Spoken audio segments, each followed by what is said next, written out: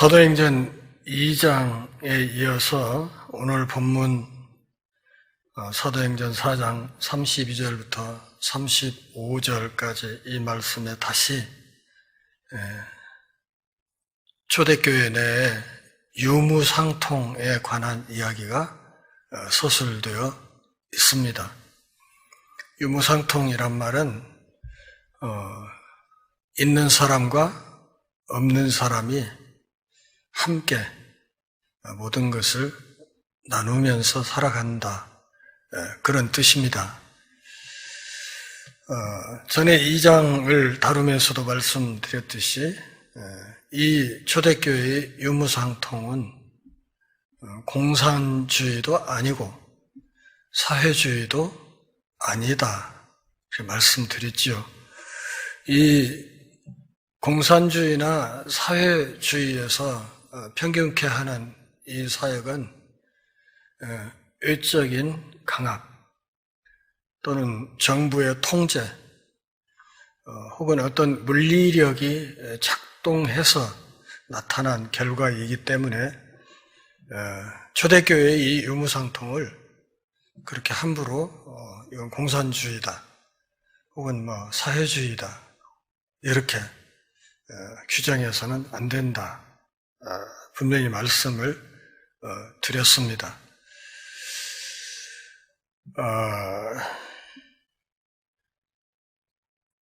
저는 신학을 늦게 시작을 했고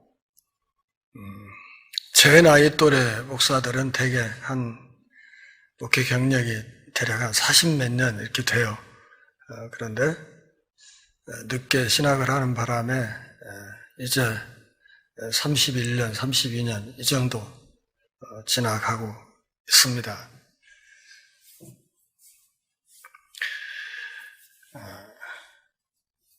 사도행전 2장의 이 유무상통에 관한 이야기가 다시 4장 끝부분에서도 나오고 있다는 것, 또 누가가 이것을 한 번만 쓰지 않고 거듭거듭 이것을 진술하고 있는 것으로 볼 때 초대교회에서는 상당 기간 동안 이 교회 안에서 유무상통하는 흐름이 유지되고 있었다, 이것을 확인할 수 있습니다. 그러니까 사도행전 2장에 있는 어떤 일시적인 혹은 단회적인 어떤 일로 끝난 것이 아니고 이 일이 초대교회 사역이 지속되는 동안 계속해서 교회의 중요한 사역 또 중요한 특징 가운데 하나로 나타나고 있었다, 이렇게 볼 수 있겠습니다. 여러분 지금 전주 열린문교회 교회당 3층에서 앉아서 예배하고 있습니다. 교회당에 오고 갈 때 또 교회당이 가까워질수록 눈에 들어오는 이 교회당 건물을 볼 때 어떤 생각을 하십니까? 저는 우리 교회 이 교회당 건물 자체가 현대판 유무상통의 증거다, 저는 그렇게 생각을 합니다. 신학을 늦게 시작하면서 또 애초에 제가 신학을 해야겠다고 생각한 것이 교회 성장주의하고 싸워야 되겠다, 또 기독교 승리주의하고도 싸워야 되겠다 하는 생각을 가지고 신학교에 간 것이었기 때문에 교회 덩치를 키운다든가 또 사람들을 많이 모아놓는다든가 하는 이런 것을 사역의 목표로 삼지는 않았습니다. 그냥 하나님이 이끌어 주시는 대로 사역을 해나가겠다, 이렇게 생각을 했고, 저 우아동에서 그 상가 3층이죠. 거기서 임대해서 사역을 하다가 어떤 사정이 있어서 다시 송천동으로 급히 예배 처소를 옮기고 거기서 한 9년 정도 사역을 하다가 이곳으로 건축을 해서 오게 됐습니다. 송천동 임대 예배당에서 사역을 하면서 거기 공간이 좀 비좁게 되면서 저는 교회 건축을 꿈꾼 것이 아니고 전주 시내에 있는 어떤 기독교 학교로 들어갈 생각을 했습니다. 그래서 기독교 학교에 들어가서 학교 시설을 빌려서 예배하고 그 공간 사용료로 학교에 장학금을 좀 내고 꼭 필요하다면 시내에 조그만한 공간 하나를 얻어서 교회 사무실로 운영하면서 그렇게 할 생각으로 몇 군데 학교를 문을 두드렸습니다. 두 군데는 거의 이야기가 잘 돼서 성사가 될 뻔했어요. 그래서 거기 들어갈 생각을 하고 있었는데 결정적으로는 우리 교단하고 교단이 달라서 안 되겠다. 이런 최후 통보를 받고 그러면 어디로 어떻게 옮겨야 되나 고민하던 찰나에 우리 교회 다니지도 않는 권사님 한 분이 어느 날 저에게 전화를 해서 그때는 핸드폰이 없던 때입니다. 집 전화로 전화를 하셔가지고 저를 돕겠다고 해서 뭘 어떻게 도우시려는가 그렇게 물었더니 목사님 교회에서 뭐 계획하고 하는 거 있으면 얘기하세요. 그래서 아니 우리 별 계획 없습니다. 대답을 했더니 저를 돕고 싶으니까 어쨌든 꼭 좀 연락을 주시라 돕겠다 그렇게 말씀을 하셔서 제가 고맙다고 하고 통화를 끝내면서 말씀을 드렸죠. 그 도움이 필요하면 꼭 연락 주세요 하시길래 저한테서 연락 가는 일은 없을 겁니다. 통화를 딱 끝냈어요. 그러고 나서 한 8개월쯤 갔을 때 그 권사님이 다시 전화를 하셔가지고 이광우 목사 돕겠다고 새벽 기도회 때 하나님 앞에 이미 서약도 했고 했으니까 도움을 받으라 그러시길래 그러면 어떻게 도우시겠냐 그랬더니 헌금을 할 테니까 도움을 받으라는 거예요. 그러면서 계좌번호를 좀 알려달라. 그래서 설득을 하다가 안 돼서 결국은 이제 계좌번호를 알려드렸죠. 교회 계좌번호를 알려드렸어요. 그리고 거기에 입금하시면 교회에서 헌금하신 것으로 처리를 할 겁니다. 근데 한 3일 있다 다시 전화가 왔어. 목사님 그러지 말고 목사님 개인 계좌를 좀 알려주세요. 교회 계좌로는 좀 불편합니다. 아니 그냥 보내시면 된다니까요. 그랬더니 자기 교회도 교회당 건축 중인데 그리고 사업하는 분인데 자기 주거래 은행이 마을금고인데 그 마을금고의 그 거래 창구에 앉아있는 여직원이 자기 같은 교회 교인이라는 거야. 그래서 자기 교회도 현재 건축 중인데 전주 열린문교회 이름으로 제가 송금을 하는 것이 그 직원 앞에 껄끄럽다는 거죠. 그러면서 굳이 제 개인 계좌를 얘기해달라 해서 할 수 없이 제 계좌를 불러줬어요. 그랬더니 한 번에 3천만 원씩, 5천만 원씩, 또 어떤 때는 2천만 원 해서 한동안 계속해서 들어온 돈이 3억 3,500 정도가 됐어요. 그러니까 권사님 한 분이 후원을 해주신 것이. 그래서 저는 들어올 때마다 교회 통장으로 바로바로 넘겼죠. 그러면서 이제 맨 마지막에 보내시면서 이제 다 보냈습니다. 그러시길래 그러면 권사님 이 돈을 어떻게 쓰기를 원하십니까? 그랬더니 땅을 사세요. 그러는 거예요. 그러니까 일종의 목적 헌금이 된 것이죠. 땅을 사세요. 교회당 부지 땅을 사십시오. 목적 헌금이 들어오면 그 목적 헌금은 헌금한 사람의 의도대로 집행하는 것이 원칙입니다. 그래서 교회당은 비좁게 되고 옮길 자리는 찾아봐야 되고 기독교 학교 들어갈 길은 막혀버렸고 이런 상황에서 저는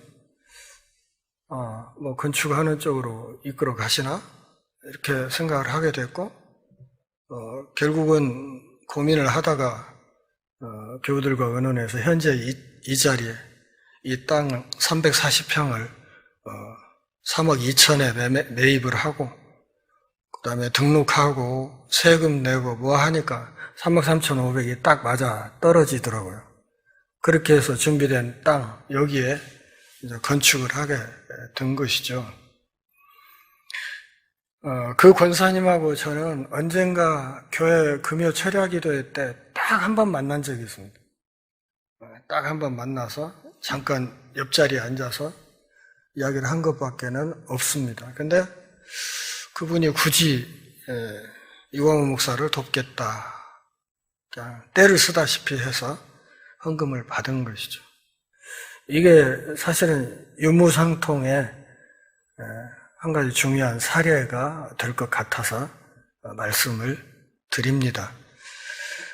그렇게 해서 땅이 마련되는 바람에 사실은 이 건축이 된 것이지 저는 건축 꿈도 꾸지 않았던 사람이에요. 근데 어쨌든 이렇게 건축이 되니까 성도들이 건물주 눈치 안 보고 편안하게 마음대로 예배하고 마음껏 자녀들 이 안에서 애들 뛰어놀아도 누가 뭐라고 하지 않고 그런 자유를 그동안에 우리가 이 공간 안에서 누리면서 지내왔습니다.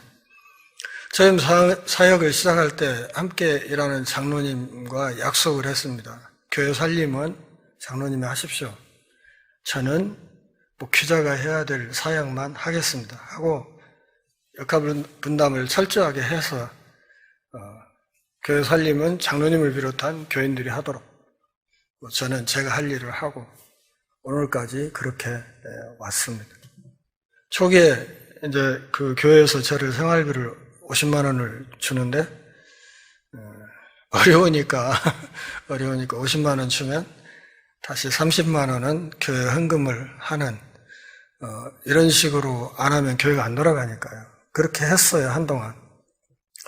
그때 이제 노회에서 미자립교회, 개척교회 지원금이라고 해서 한 달에 10만 원씩 주는 게 있었던가 봐요. 장로님이 어느 날 저에게 그렇게 얘기를 하셨어요. 목사님, 그거 신청합시다. 노회에서 그거 주면 그거 받아서 이렇게 합시다 해서 쥐뿔도 없는 사람이 탕칼에 거절했어요. 저는 그러면 안 됩니다. 우리 말고도 받아야 될 교회가 많이 있을 테니까 그렇게 하고 우리는 그런 도움 받으면 안 됩니다. 그때 제 마음속에 두려움은 그 개척교회 지원금을 10만 원씩 받게 되면 끝까지 그런 흐름으로 갈 위험이 있다는 두려움이 있었어요. 그러니까 한번 받기 시작하면 그것이 속된 말로 질러버리면 계속 그 템포를 유지하고 갈지도 모른다는 생각이 있어서 받지 말자고 했어요. 그 신청하지 맙시다 하고 장로님 그걸 안 받아서 우리가 정이나 교회 사역이 힘들어지면 그때는 교회 문을 닫읍시다 이렇게 해가지고 사실은 오늘까지 온 거예요. 성도들이 헌금을 하는 것 이거 지금 아무것도 아닌 것 같지만 여러분 헌금하라고 누가 막 강요합니까? 그러지 않아요. 교회에서 막 안 한다고 막 가서 차 붙이고 막 강제로 징수하거나 이러진 않잖아요. 다 알아서 하나님을 향한 믿음을 가지고 액수가 어떻든지 간에 다 정성껏 하나님 앞에 헌금을 하고 그 헌금으로 교회 사역이 이루어져 갑니다. 이것이 사실은 사도행전 2장과 4장에서 말하는 유무상통의 한 가지 사례가 될 수 있습니다. 그러니까 오늘날 우리가 하고 있는 이 헌금이 사실은 사도행전 2장과 4장에 있는 이 유무상통의 정신을 계승해서 그 정신에 의해서 교회 사역을 끌어가는 것이다. 이렇게 이야기를 할 수 있겠고, 그동안에도 이제 교회가 우리가 상당히 어려운 처지에서도 일부러 그 선교사님들이나 이런 약한 교회나 이런 데 돕는 사역을 꽤 많이 했어요. 상당히 많이 했고, 어떤 때는 교회 안에 있는 그 가난한 성도들을 표 안 나게 조용히 이렇게 돌보고 도왔던 일들도 적지 않게 있었습니다. 다만 그런 이야기를 교회 앞에 날려놓고 이야기를 할 수는 없죠. 왜냐하면 그 조금 도움 주고 그걸로 인해서 한 사람이 교회 안에서 그냥 그 고개가 숙여지는 이런 것은 안 되죠. 그렇게 하면 그건 하나만 하니까. 그래서 그냥 아주 은밀하게 재정부장하고 이렇게 그분만 이렇게 아는 수준으로 이렇게 해서 집행하도록 그런 일도 보이지 않게 해 왔습니다. 32절 보실까요? 믿는 무리가 한 마음과 한 뜻이 되어 모든 물건을 서로 통용하고 자기 재물을 조금이라도 자기 것이라 하는 이가 하나도 없더라. 이 성령 공동체가 뭐냐 하는 것을 이렇게 본문 앞쪽에 31절에 있는 말씀 기억하십니까? 빌기를 다음에 모인 곳이 진동하더니 무리가 다 성령이 충만하여 담대히 하나님의 말씀을 전하더라. 그리고 곧바로 이어서 지금 오늘 우리 이 말씀이 나오고 있지 않습니까? 그러기에 이 성령 충만한 상태의 교회 공동체가 어떤 모습을 지니는가를 32절부터 35절까지 해서 설명하고 있다. 이렇게 보여집니다. 그러니까 이 성령 공동체의 첫 번째 특징이 무엇인가 하면 첫째로 한 마음 한 뜻이 되었다는 거예요. 한 마음 한 뜻이 되었다. 두 번째 특징은 33절 앞부분에 있는 부활에 대한 강력한 증언입니다. 이것이 성령 충만한 공동체의 두 번째 특징입니다. 부활에 대한 강력한 증언. 부활에 대한 강력한 증언이 뭐예요? 우리가 주일에 모이는 거예요, 매주. 그리스도의 부활을 기념하는 날이에요. 부활에 대한 강력. 세 번째 증거가 무엇인가 하면 33절 하반절에 있는 은혜가 나타난다는 것이죠. 은혜가 나타난다. 성령 공동체의 세 가지 특징을 첫째, 모든 온 교회가 한 마음 한 뜻이 됐다. 두 번째, 그리스도의 부활에 대한 강력한 증언을 하는 공동체였다. 세 번째는 은혜가 풍성하게 나타났다. 그렇게 말하는데 이 세 번째 은혜, 이 카리스마타가 나타난 결정적인 증거로 34절, 35절을 말하는 것입니다. 그러니까 성도들이 재산을 팔아서 그것을 판값을 가져다 사도들에게 맡기고, 그러면 사도들은 그것을 다시 각 사람의 필요를 따라서 거둬진 그것들을 나누어 줬다 하는 것을 이야기를 하는 거예요. 그러니까 34, 35절은 33절 하반절에 대한 구체적인 내용이고, 그리고 이와 같은 일에 대한 첫 번째 긍정적인 예가 36절, 37절에 나와 있다. 이렇게 말할 수 있겠습니다. 예. 긍정적인 예. 요셉 바나바가 재산을 다 팔아서 교회 앞에 갖다 헌금한 이 사례. 그리고 이제 그 뒤에 5장에서 이것에 대한 부정적인 사례가 바로 유명한 아나니아와 삽비라의 사망 사건입니다. 전체적인 맥락은 그렇게 되어 있어요. 되어 있습니다. 교회가 수적으로 증가해서, 그러면 수가 증가한다는 것은 결국 교회 안에 잡음이 늘어날 가능성도 있다는 뜻인데, 그럼에도 불구하고 초대교회는 한 마음 한 뜻이 되었습니다. 정신이 하나였고 목적이 하나였습니다. 자기 중심성이 없었고 서로에 대한 사랑의 의무를 기꺼이 감당했다. 교회 안의 모든 성도들이 서로가 서로를 다 하나님의 동역자로 인식했고, 그러기에 모든 삶을 공유했다. 이렇게 되기 위해서는 어떤 인식이 있어야 되는가 하면 하나님을 공급자로 인식해야 되고, 그리고 하나님의 이 공급이 단회적으로 끝나는 것이 아니라 지속적으로 하나님께서 공급해 주시리라는 믿음이 있을 때 이 일이 가능해진다는 거죠. 동역자를 향한 사랑이 있어야 자발적인 헌신이 가능해진다는 것을 알 수 있습니다.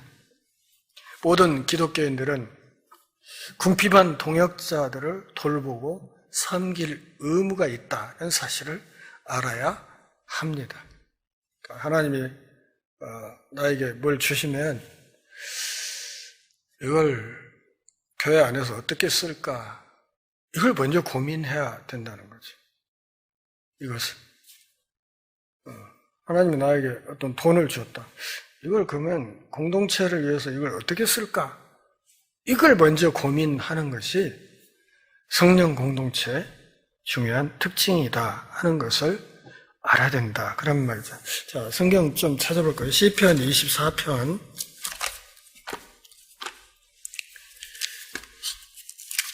시편 24편 보겠습니다. 24편 1절. 같이 읽어요. 구약성경 818페이지. 시편 24편 1절. 같이 읽어요. 땅과 거기에 충만한 것과 세계와 그 가운데 사는 자들은 다 여호와의 것이로다. 다 여호와의 것이로다. 그러니까 우주 만물이 이 소유권이 누구에게 있다? 하나님께 있다. 이 다라는 말 속에는 현재 내게 맡겨진 돈, 내게 맡겨진 재능, 이런 것들이 전부 포괄적으로 들어가 있는 거예요. 현재 내가 내 삶에서 갖고 누리고 있는 이 모든 것들이 다 누구 것이다? 하나님 것이다 하는, 하나님이 주인이라는 그분의 주권에 대한 인식이 있어야 된다. 자, 신약성경도 한 군데 찾아보겠습니다. 야고보서 1장 17절, 신약 370페이지 정도 되네요. 야고보서 1장 17절 같이 읽습니다. 온갖 좋은 은사와 온전한 선물이 다 위로부터 빛들의 아버지께로부터 내려오나니 그는 변함도 없으시고 회전하는 그림자도 없으시니라. 모든 좋은 것을 위에 계신 하나님 아버지께서 자녀들에게 내려주시는데 그분은 변덕쟁이가 아니다. 그런 거예요. 그분은 변덕쟁이다 아니다. 주었다 뺐고 오늘은 주고 내일은 안 주고 그게 아니고 그분은 변덕쟁이가 아니신 그분이 우리에게 모든 좋은 것을 주시는데 이 모든 것이 우리가 만든 것이 아니라 우리가 노력해서 거두는 것이 아니라 이 모든 것이 누구로부터? 위에 계신 우리 하나님 아버지로부터 선물로 주어지는 것이다. 자, 두 군데 말씀드렸어요. 시편 23편 1절과 야고보서 1장 17절. 모든 것은 하나님의 것이다. 모든 것은 하나님으로부터 온 것이다 하는 이 의식과 이 믿음이 있어야 그때 비로소 유무상통이 가능해지는 거예요. 그러니까 이 의식이 있는 사람들이 마음속에 뭘 갖고 있어요? 청지기 정신을 갖는 거예요. 청지기 정신. 그러니까 내가 주인이 아니고 나는 맡겨주신 그것을 관리하는 청지기라는 의식이 있게 되는 거란 말이에요. 아이씨, 내 돈 내가 벌어서 내가 쓰는데 뭐 말이 그렇게 많어. 이것은 만물의 주인이 하나님이라는 것, 또 그 하나님으로 또 모든 좋은 것이 선물로 주어진다는 것을 부정하는 행위. 그래서 청지기가 주인 노릇하는 것, 이것은 심각한 반역행위가 된다. 이 청지기 정신이 있는 사람들이 그 마음속에 뭘 가질 수 있냐면 공감 능력을 가질 수 있네요. 공감 능력. 교회 안에 어떤 약한 지체가 있을 때 그 지체의 약함과 아픔에 동참할 수 있는 그런 공감 능력이 그 청지기 정신이 투철한 사람들이 그들 안에서 그게 형성되는 것이다. 그런 말. 얼마나 매몰찬 사람들이 많은가 몰라요. 세상이 너무 살벌하지 않습니까? 저놈을 죽이지 않으면 내가 살 수 없다고 생각하는 세상이 있잖아요. 그러죠. 너 죽어라. 그래야 내가 살지. 너를 밟아야 내가 올라가지. 이런 세상 아닙니까? 그리고 우리는 그런 세상에서 우리 자녀들이 어찌든지 우리 새끼들은 다른 사람들을 짓밟고라도 돋보이도록 하려고 그렇게 몸부림치고 있지 않습니까? 그런데 나만 그렇게 생각합니까? 너나 없이 다 그렇게 생각하죠. 다 고슴도치도 지 새끼가 남 다 밟고 올라가기를 바라고 살죠. 그러니 이 세상이 지옥이 되는 거예요. 지옥.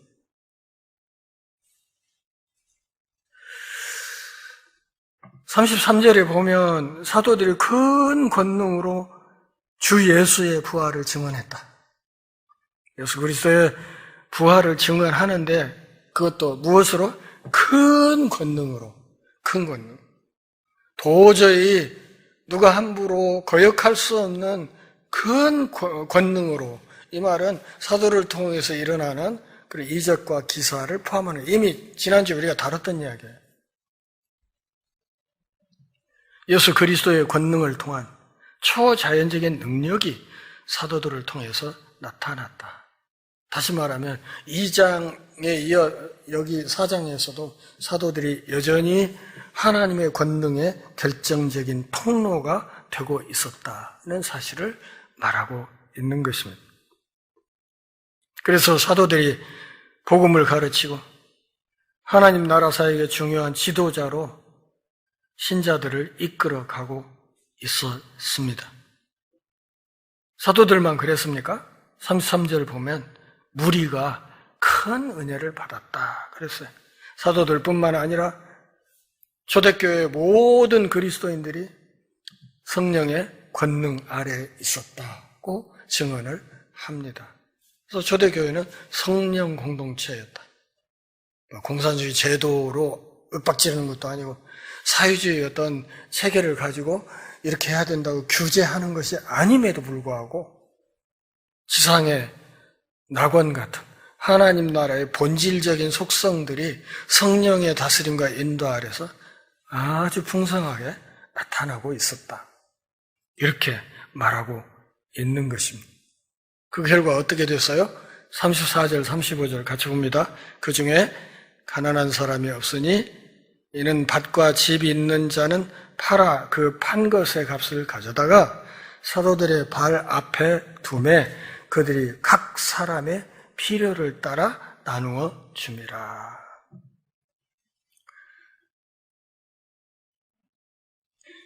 집 팔라고 했어요, 누가?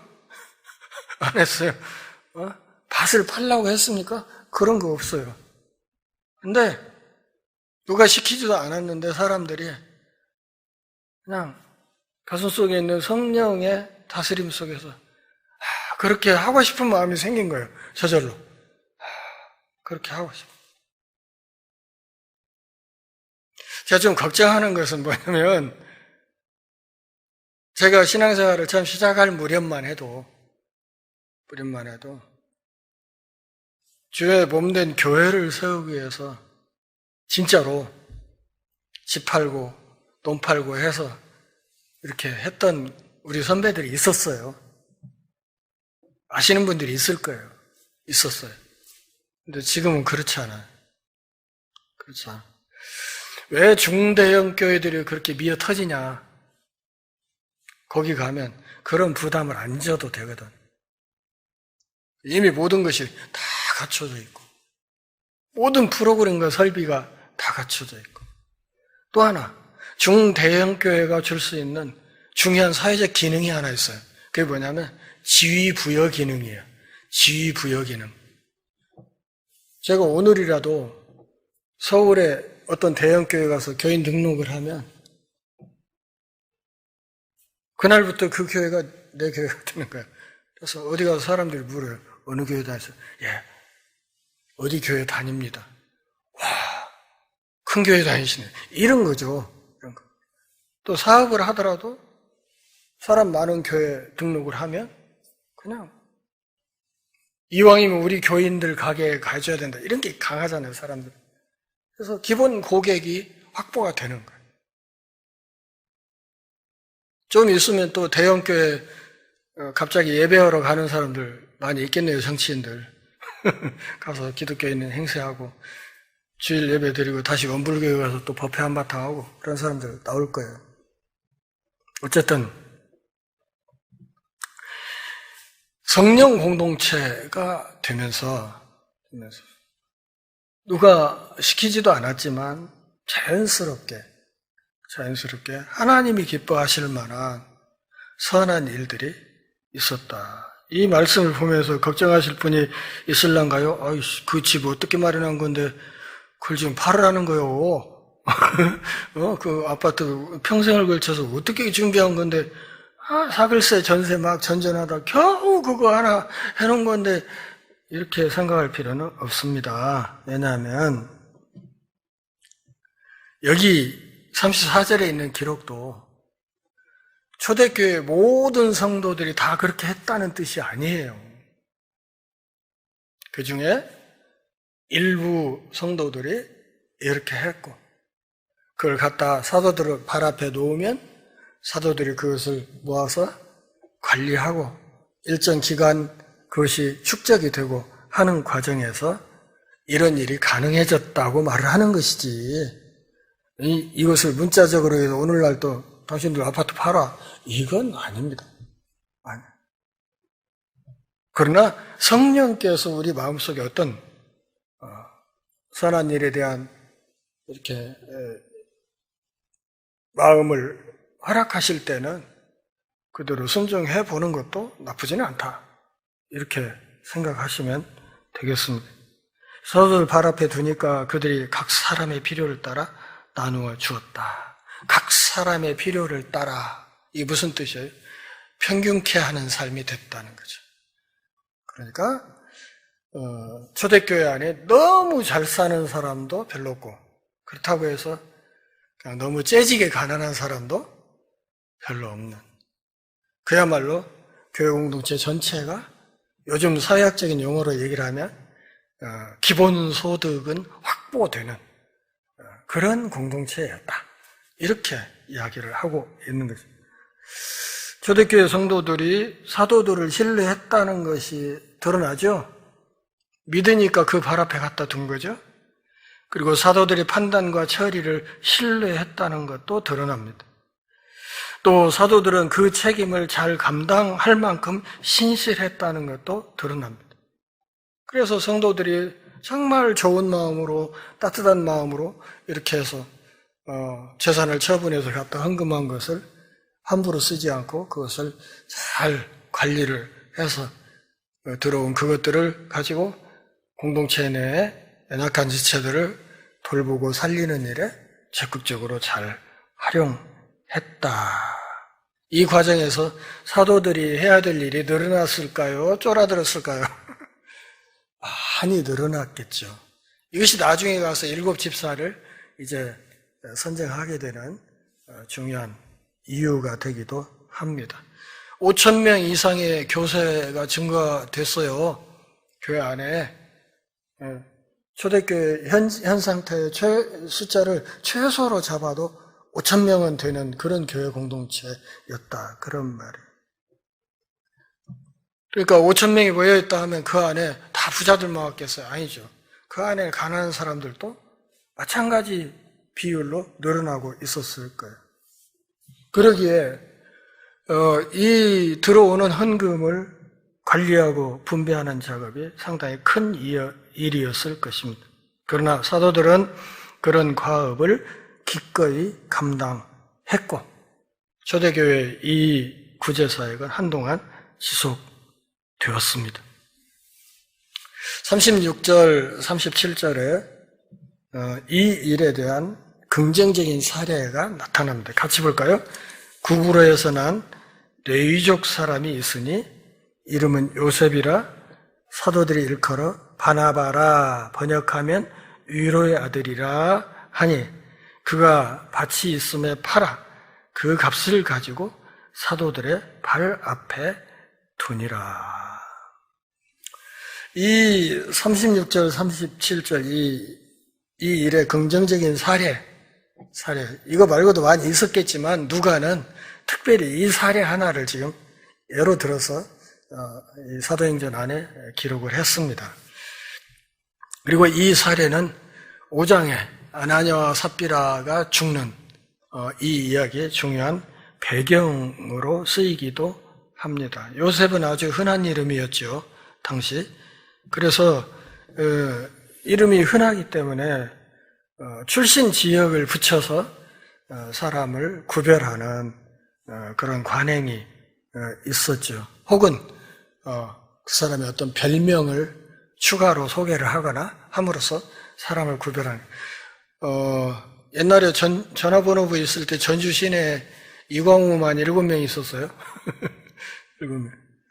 그리고 서울에 가면 공중전화 박스에 한 곳씩 붙어있는 전화번호가 이렇게 두꺼운 거, 글자 크기는 한 3포인트, 2포인트 되는 그런 크기의 이름인데, 거기 전화번호부에서 이광우 못 찾습니다. 왜냐하면 몇백 명이 있어요, 서울 시내에 같은 이름이. 구별하기가 어렵죠.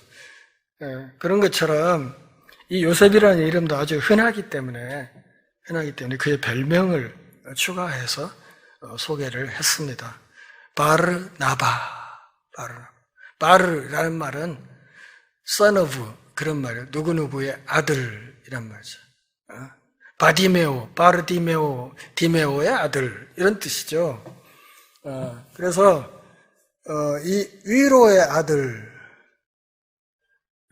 이 바나바 요셉이라는 이 사람의 요셉의 별명이 바나바, 위로의 아들이었는데 이 바나바 요셉은 이름값을 했죠. 이름값을 했지 않습니까? 이만하면 이름값을 한 사람이에요. 바나바는 성령의 감동으로 농지를 매각했고 그 농지 매각 대금을 교회에 헌금했어요. 사도들에게 위탁했습니다. 누가는 여기에서 액수를 밝히지 않습니다. 부동산을 처분한 이 돈 얼마를 갖다 사도들 발 앞에 두었다 이렇게 말하지 않습니다. 액수가 중요한 게 아니에요. 이것을 하나님 앞에 드리고자 하는 그 본심이 중요한 것이지 액수가 중요한 건 아니에요. 예수님은 과부의 2렙돈을 세상에서 제일 많이 한 헌금이라고 했어요. 그죠? 과부의 2렙돈이라면 요즘 우리 돈으로는 한 500원이나 1,000원이나 요 정도 돼요. 500원이나 1,000원이나 요 정도. 근데 예수님의 표현을 빌면 이 여자가 자기 생활비 전부를 넣었다 하니까 하루에 500원, 1,000원으로 생활해야 되는 여자예요. 과부예요. 과부. 그러니까 사회적으로 극빈자 계층에 속하는 그런 사람이 하루 생활비 전부를 하나님께 드렸다. 이 여자가 제일 많이 했다 한 거. 이렇게 얘기를 하시는 거예요. 그러니까 헌금의 어떤 액수보다는 거기에 담긴 그 사람의 마음과 정성을 예수님이 더 중요하게 보셨다는 것을 알 수 있죠. 그러니까 절대 액수가 중요한 것이 아니라 거기에 그걸 드리는 그 사람의 그 마음이 정말 중요한 것이다. 그런 말이죠. 자, 5장과 관계가 있기 때문에 질문을 하겠습니다. 자, 우리가 헌금을 하면 그 헌금을 하나님이 언제 받습니까? 응? 언제 받아요? 1. 헌금을 봉투에 넣을 때. 2. 그 봉투를 헌금함에 넣을 때. 3. 예배 시간에 봉헌할 때. 4. 어떤 교회처럼 주보에 이름이 인쇄될 때. 어떤 게 답이에요? 답이 없습니다.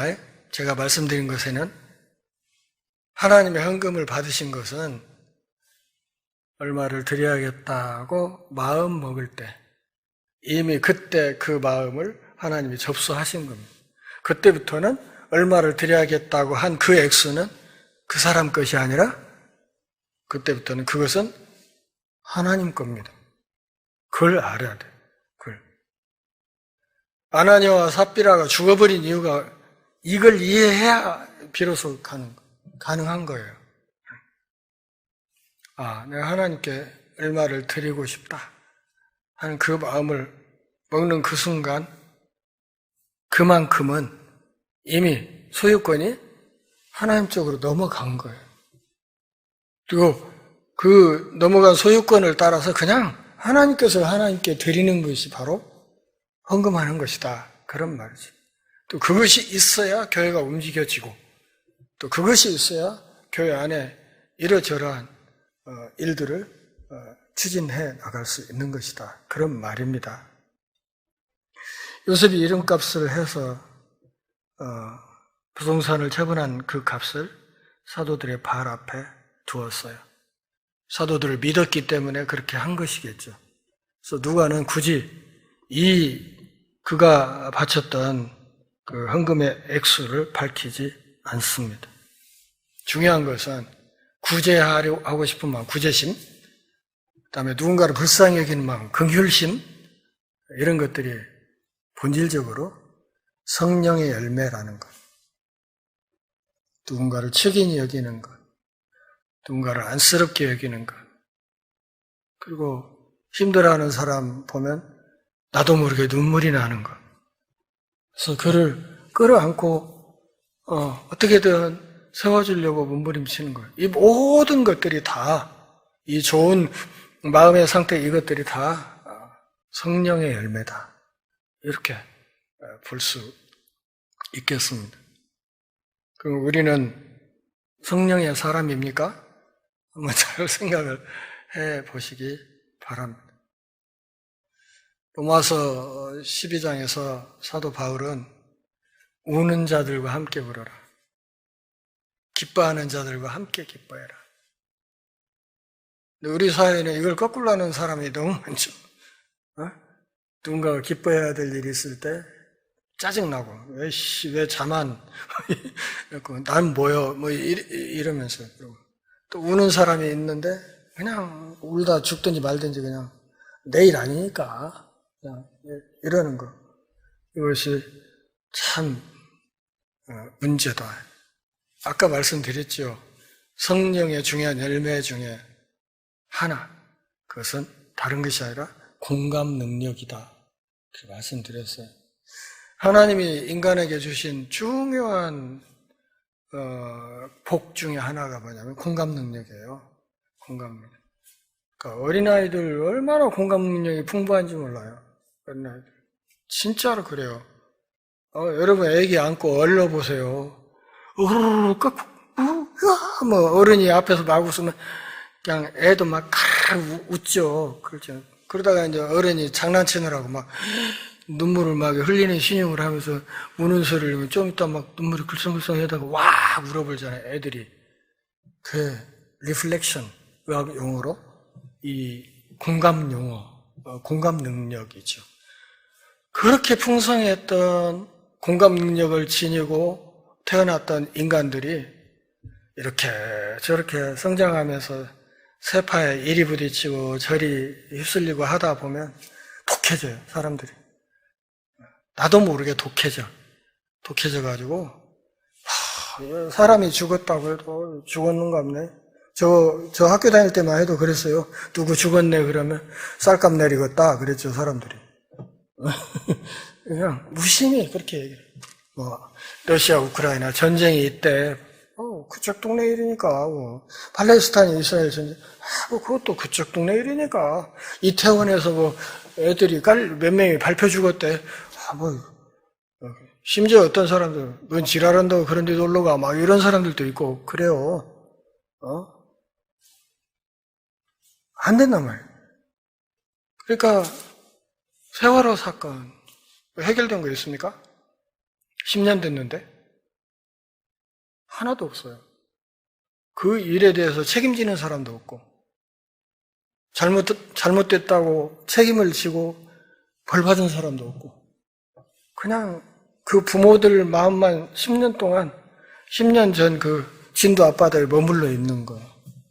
여러분, 내 자식이 그런 일을 당했으면 세월이 10년 흘렀다고 잊을 것 같습니까? 어림없는 얘기예요. 그렇게 안 돼요. 안 되는 거예요. 내 자식이 그렇게 됐으면 어떻게 살아요, 부모가? 자식을 그렇게 바다에 빠뜨려 죽이고 부모가 어떻게 사냐고. 살 수 없죠. 그런데 공감을 하네. 그만 좀 우려 먹으라라든지, 시체 장사 그만 좀 하란다든지. 이 교회 지도자들이 그런 얘기를 하는 사람들이 많아요. 이 세월호 배지를 차고 다닌다고 그래서 잘린 부교육자들이 많습니다. 서울 쪽에. 전도사님들 이런 분들이 이거 차고 나타났다가 교회에서 그냥 해고당한 사례들이 굉장히 많았습니다. 한국 교회가 그렇습니다. 우리 교회 다녔으면 제가 상을 줬을 텐데. 자, 성경 두 군데만 찾아보고 마치겠습니다. 누가복음 12장 33절. 신약성경 118페이지 정도 되네요. 12장 33절. 같이 읽습니다. 너희 소유를 팔아 구제하여 낡아지지 아니하는 배낭을 만들라. 곧 하늘에 둔 바 다함이 없는 보물이니 거기는 도둑도 가까이 하는 일이 없고 좀도 먹는 일이 없느니라. 천국 은행은 부도날 일이 없다. 그 말이죠. 거기에 저금해라. 그런 말이죠. 근데 그 저금하는 행위를 뭐라고 얘기를 했어요? 소유를 팔아 구제하는 행위로 예수님이 말씀하신 거예요. 조금 더 뒤로 가서 누가복음 18장 22절 같이 보겠습니다. 18장 22절 같이 읽습니다. 예수께서 이 말을 들으시고 이르시되 네게 아직도 한 가지 부족한 것이 있으니 네게 있는 것을 다 팔아 가난한 자들에게 나눠주라. 그리하면 하늘에서 네게 보화가 있으리라. 그리고 와서 나를 따르라 하신 부자 청년에게 하신 말씀. 영생의 길이 무엇입니까? 알려주시면 제가 그대로 이행하겠습니다 하고 나왔을 때 예수님이 뭐라고? 계명 다 지켰냐? 예, 저 그거 어려서부터 다 지켰습니다. 거기다가 영생에 대한 소망까지 품고 있으니 얼마나 대단한 사람이에요. 젊은 시절에 고시를 패스할 정도의 머리도 좋은 청년이 영적인 소망까지 강렬하냐? 얼마나 이거 그냥 완벽한 인간이죠. 거기에 대해서 예수님이 딱 한 가지. 너 하나 부족한 게 있어. 너 그렇게 살았는데 어떻게 그렇게 부자 된 거야? 그 얘기죠. 네가 갖고 있는 거 다 팔아서 가난한 사람들에게 나눠주고 그리고 와서 나 따를 생각 없어?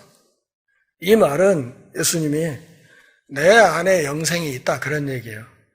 내 안에 영생이 있으니까 나를 따라오면 된다고 얘기를 하는데 네가 나를 따라오는데 딱 한 가지 걸림돌이 되는 것이 무엇이라? 지금 네가 가지고 있는 그 재산이라는 거지. 그러니까 그 돈이냐 나냐 둘 중에 하나 택해. 이 청년 어디를 택했습니까? 돈을 택했어요. 슬픈 기색을 띠고 떠나갔다 그랬습니다.